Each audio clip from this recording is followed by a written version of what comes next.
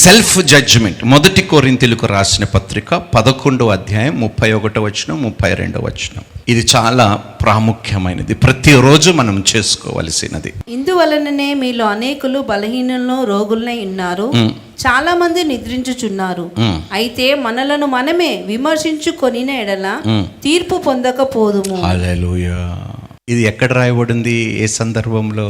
రొట్టె ద్రాక్షారసం. when you come to God, if you have already judged yourself, నీకు నీవే తీర్పు తీర్చుకొని, ప్రభా నేను సరిగ్గా లేను, వారమంతా నేను సరిగ్గా బ్రతకలేదు, ఈ నెలంతా నేను నీకు అనుకూలంగా జీవించలేదని నీకు నీవే తీర్పు తీర్చుకొని, నన్ను క్షమించు ప్రభు అని పశ్చాత్తాపముతో వచ్చి నువ్వు బల్లలో చెయ్యి వేసుకుంటే దేవుని తీర్పు నీ మీద.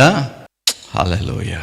ఎంత తేలిగ్గా రొట్టెలో ద్రాక్షారసములో మనం పాల్గొంటున్నాము. అమ్మ, తీర్పు తీర్చుకుందాము.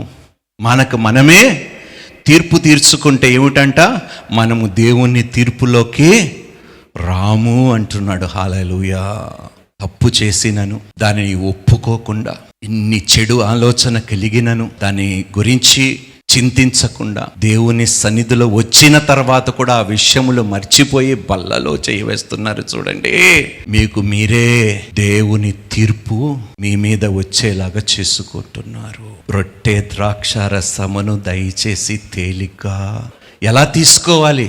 అయితే మనలను మనమే విమర్శించుకొని ఎడల తీర్పు పొందక పోదుము. ఎంత అద్భుతమైన! If we judge ourselves, we will not be judged.